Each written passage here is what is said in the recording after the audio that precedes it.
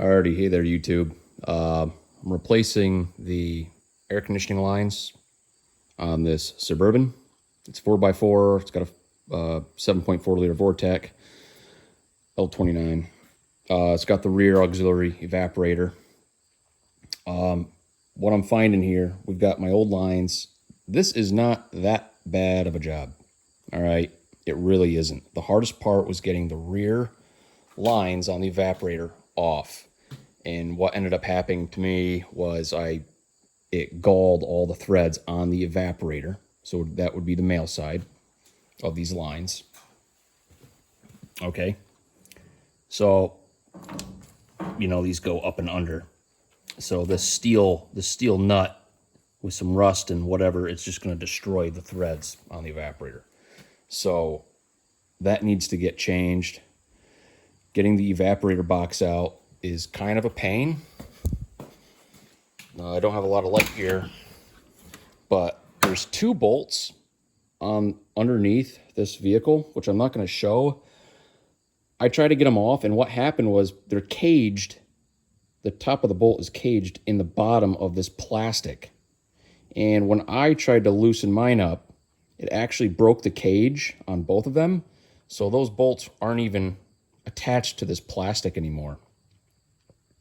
And once I disconnected these upper bolts here, you're able to fold this back.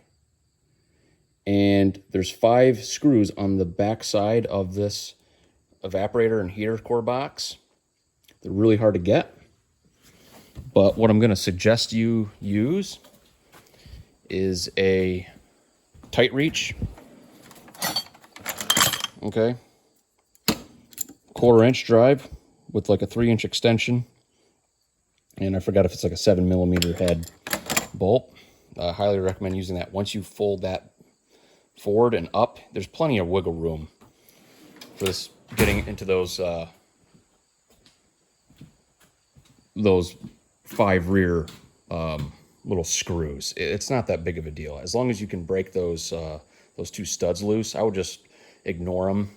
You don't really need them anyways, because once everything on the top of this evaporator box is all put together, it's really holding it. It's not going to go anywhere. The 2 little screws aren't that necessary. So the old lines are held on by these clips and the heater core lines that are under the truck. So it's a 10mm head. You're going to disconnect all of them if you can. I mean, luckily this truck isn't that rusty, so they all came off pretty easily. The one under here is a little harder to get at, but it's between the frame and the back side of the rear.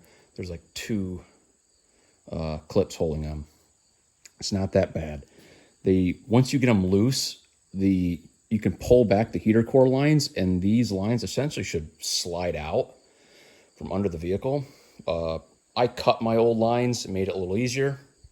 The new lines are a 2-piece design, so once you get them in, you're gonna end up hooking them up and then getting them in, because it just makes it a little easier.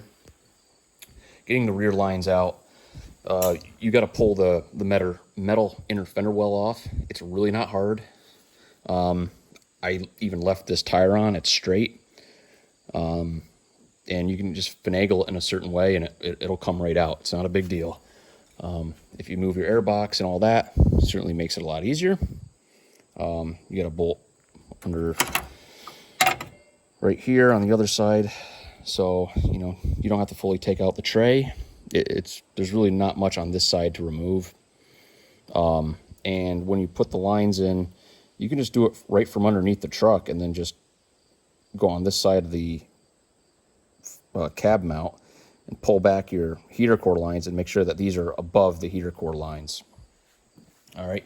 I would also suggest to take pictures, of the way these lines went.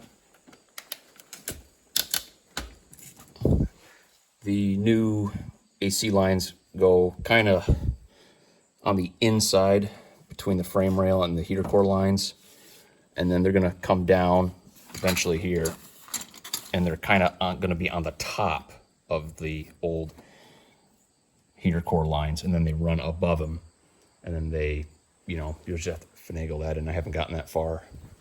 So this really isn't that big of a deal. I would suggest you're most likely going to have to replace your evaporator. Make sure you get your, there's that valve in there that has to get connected in there. I know the new one's different than the old one, so there might be some trouble there.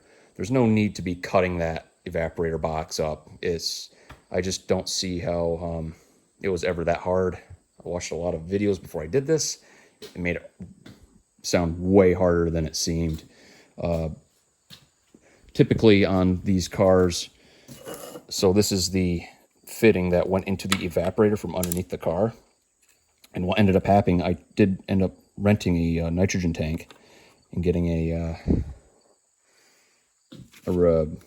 regulator and an adapter for my Acme thread. So 1/2 inch Acme to 1/4 inch SAE 45 degree.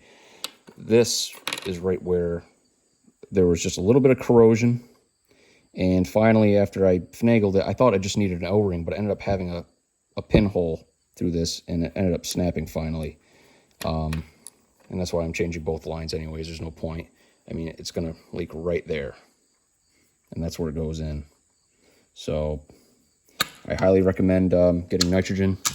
It made this way easier and just getting the right fittings. This AC system stuff is kind of annoying. I also suggest getting everything in 1/4 inch 45 degree SAE. Don't go with Acme because it just makes this really hard to deal with. And you can find cheaper gauges. You know, you're going to need a pump, some gauges, your nitrogen tank, regulator. You can buy a cheaper regulator. I got a pretty good Harris, just because it was at where I get my tanks. And I was not able to use compressed air to find this leak. It was not large enough, but once I put 250 pounds to the whole system, I could hear the leak. It was clear as day. So, yeah, the UV light didn't do anything either for this truck. And yeah, so that's it on the AC lines. I figured I'd just kind of make a quick video. It's not hard. I thought it was going to be way harder. I was going to try to cut and splice to make it easier, but this, maybe if you have a rustier vehicle than this one, maybe it's a little harder, but I would not sweat this job. It's not that bad. It's not bad to finagle these lines out and in. And that fender, it was not a problem taking out. I know rusty vehicles, that definitely would be a problem, but thanks for watching. Thought I'd give these just a quick tip on this type of job. Like and subscribe. Thank you.